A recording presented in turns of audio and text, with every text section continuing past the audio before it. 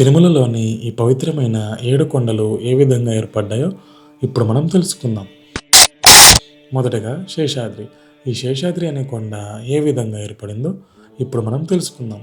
మన పురాణాల ప్రకారం పూర్వం ఒకానొక సమయంలో ఆదిశేషునికి మరియు వాయుదేవునికి మధ్య ఎవరు బలవంతులనే పోటీ వచ్చింది. ఇక్కడ ఆదిశేషుడు మరి ఎవరో కాదు, మన విష్ణుమూర్తి యొక్క శయ్య. ఇక్కడ శయ్య అంటే విష్ణుమూర్తి యొక్క పడక అని అర్థం. అలా ఆదిశేషుడు మేరు పర్వతాన్ని గట్టిగా చుట్టుకొని యుద్ధాన్ని కొనసాగిస్తాడు. అలా వాయుదేవుడు కూడా యుద్ధాన్ని కొనసాగిస్తాడు. అలా వీరిద్దరి మధ్య యుద్ధం కొనసాగుతూ ఉంటుంది. ఆ యుద్ధం కొనసాగే సమయంలో వాయుదేవుడు ఆదిశేషుని ఓడించలేక, ఆదిశేషుని యొక్క పట్టును విడిపించలేక ఆదిశేషునితో ఈ విధంగా అంటాడు: ఓ ఆదిశేష, మీ పట్టు చాలా గట్టిగా ఉంది, మీ పట్టుని కొంచెం తగ్గించగలరా అని. ఆ మాటలు విన్న ఆదిశేషుడు తన పట్టుని కొంచెం తగ్గిస్తాడు. ఆ తగ్గించిన సమయంలో వాయుదేవుడు తన ప్రచండమైన గాలితో విధ్వంసాన్ని సృష్టిస్తాడు. ఆ విధ్వంసానికి మేరుపర్వతంలోని కొంత భాగం భూమిపై పడుతుంది. ఆ భూమిపై పడిన మేరుపర్వతాన్ని చూసి ఆదిశేషుడు బాధపడుతూ ఉంటాడు. ఆ సమయంలో విష్ణుమూర్తి ప్రత్యక్షమయ్యి, బాధపడకు ఆదిశేష, నేను భవిష్యత్తులో భక్తులను ఉద్ధరించడానికి ఆ కొండపై వెలుస్తాను. అప్పుడు ఆ కొండ నీ పేరుతో పిలువబడుతుందని వరమిస్తాడు. ఆ విధంగా ఈ కొండకు శేషాద్రి అనే పేరు వచ్చింది.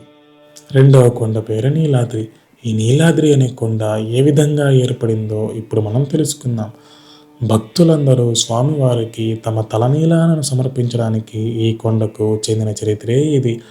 మన పురాణాల ప్రకారం స్వామివారు లక్ష్మీదేవిని వెతుక్కుంటూ వైకుంఠం నుండి భూలోకంలో ఉన్న శేషాచల అడవుల్లోకి వస్తారు.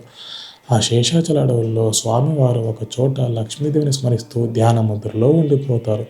ఆ ధ్యాన ముద్రలో స్వామివారు లక్ష్మీదేవిని స్మరిస్తూ కొంతకాలం గడిచిపోతుంది. ఆ గడిచిన కాలంలో స్వామివారి చుట్టూ పుట్ట అనేది ఏర్పడుతుంది.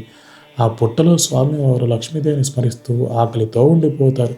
అది తెలిసిన బ్రహ్మశివులు స్వామివారు ఆకలితో ఉన్నారని తెలుసుకొని వారిద్దరూ ఆవు లేగదల రూపంలో స్వామివారికి పుట్ట ద్వారా వారి పొదుగు నుండి పాలను ఇస్తారు.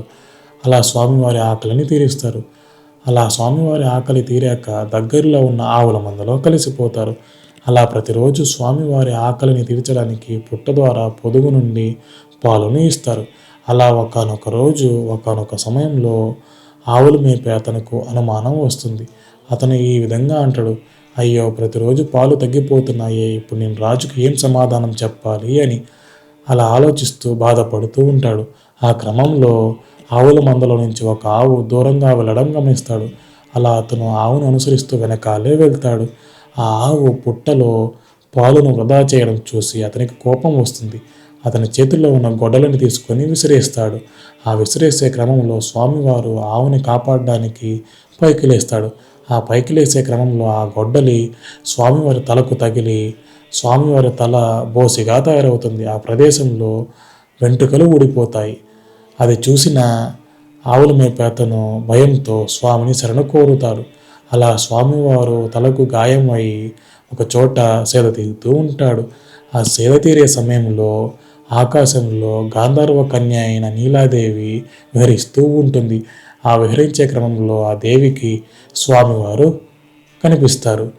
స్వామివారిని చూసిన నీలాదేవి కిందకు వచ్చి స్వామిని అలానే చూస్తూ ఉంటుంది.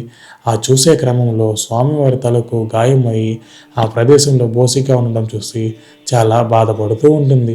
అలా చూసి బాధపడలేక ఆ దేవి తన కేశాల నుండి కొంత కేశాలను స్వామివారి తలకు అయిన గాయం దగ్గర పెడుతుంది.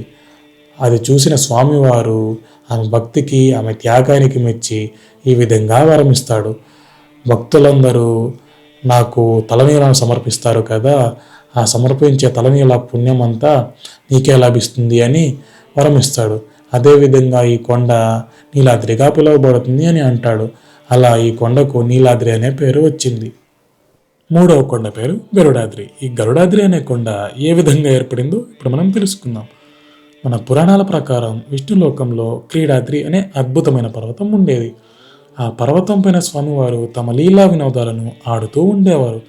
అలా విష్ణుమూర్తి భవిష్యత్తులో భూలోకంలో ఉండే భక్తులను ఉద్ధరించాలని నిర్ణయించుకున్నారు. అలా స్వామివారు తాము నివసించే ప్రదేశం వైకుంఠం వలె పవిత్రంగా ఉండాలని కోరుకున్నారు.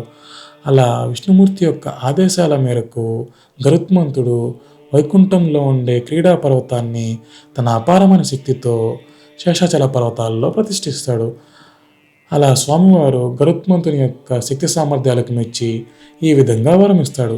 భవిష్యత్తులో ఈ కొండ గరుడాద్రిగా పిలువబడుతుంది అని. అలా ఈ కొండకు గరుడాద్రి అనే పేరు వచ్చింది. 4వ కొండ పేరు అంజనాద్రి. ఈ అంజనాద్రి అనే కొండ ఏ విధంగా ఏర్పడిందో ఇప్పుడు మనం తెలుసుకుందాం. మన పురాణాల ప్రకారం అంజనాదేవికి వివాహమైన కొన్ని సంవత్సరాల పాటు సంతానం అనేది ఉండదు. ఈ అంజనాదేవి శివుని యొక్క భక్తురాలు. ఈమె సంతానం కోసం శివునికి కొన్ని వేల సంవత్సరాల పాటు కఠోర తపస్సు చేస్తుంది. అంజనాదేవి తపస్సుకు మెచ్చిన శివుడు ఒక అద్భుతమైన, ఒక శక్తివంతమైన ఫలాన్ని వాయుదేవుని ద్వారా ఆమెకు అందజేస్తాడు. ఆమె ఆ ఫలాన్ని శివప్రసాదంగా స్వీకరిస్తుంది. అలా వాయుదేవుని యొక్క అనుగ్రహంతో, శివుని యొక్క అంశతో ఈమెకు ఒక అద్భుతమైన, ఒక శక్తివంతమైన సంతానం కలుగుతుంది. ఆ సంతానం మరి ఎవరో కాదు, హనుమంతుడు. అలా హనుమంతుడు జన్మించిన స్థలమని ఈ స్థల పురాణం చెబుతుంది. ఈ విధంగా అంజనాదేవి పుత్ర సంతానం కోసం కఠోర తపస్సు చేసింది. అలానే ఆంజనేయ స్వామి పుట్టిన స్థలమే ఇది. అందువలన ఈ స్థలానికి, ఈ కొండకు అంజనాద్రి అనే పేరు వచ్చింది. 5వ కొండ పేరు వృషభాద్రి. ఈ వృషభాద్రి అనే కొండ ఏ విధంగా ఏర్పడిందో ఇప్పుడు మనం తెలుసుకుందాం. మన పురాణాల ప్రకారం పూర్వం వృషభాసురుడు అనే రాక్షసుడు ఉండేవాడు. అతను శివుని యొక్క భక్తుడు. అతను అహంకారంతో విష్ణుమూర్తితో యుద్ధానికి దిగుతాడు. అలా యుద్ధం కొనసాగుతూ ఉంటుంది. అలా ఎన్ని రోజులైనా అతను చావకపోవడంతో శ్రీనివాసుడు తన చేతిలో ఉన్న సుదర్శన చక్రాన్ని ప్రయోగించబోతూ ఉండగా వృషభాసురుడు తన తప్పును తెలుసుకొని స్వామిని శరణు కోరుతాడు. అదేవిధంగా స్వామి, నేను చనిపోయినా నా పేరు చిరస్థాయిగా నిలిచిపోవాలని వరం అడుగుతాడు. దానికి స్వామి అనుగ్రహించి వరం ఇస్తాడు. ఆ విధంగా ఈ కొండకు వృషభాద్రి అనే పేరు వచ్చింది. 6వ కొండ పేరు నారాయణాద్రి. ఈ నారాయణాద్రి అనే కొండ ఏ విధంగా ఏర్పడిందో ఇప్పుడు మనం తెలుసుకుందాం. మన పురాణాల ప్రకారం నారాయణుడు అనే గొప్ప మహర్షి సాక్షాత్తు ఆ శ్రీమన్నారాయణను చూడడానికి తపస్సు చేస్తూ ఉంటాడు. ఆ తపస్సుకు మెచ్చిన స్వామి ప్రత్యక్షమై ఏం వరం కావాలో కోరుకో అని అడుగుతాడు. అప్పుడు అతను, స్వామి, మీ నామస్మరణతో ఎల్లప్పుడూ ఈ కొండ పిలువబడాలని కోరుతాడు. ఆ విధంగా స్వామి వరం ఇస్తాడు. అలా ఈ కొండకు నారాయణాద్రి అనే పేరు వచ్చింది. 7వ కొండ పేరు వెంకటాద్రి. ఈ వెంకటాద్రి అనే కొండ ఏ విధంగా ఏర్పడిందో ఇప్పుడు మనం తెలుసుకుందాం. ఇది అత్యంత పవిత్రమైన, అత్యంత ప్రధానమైన కొండ.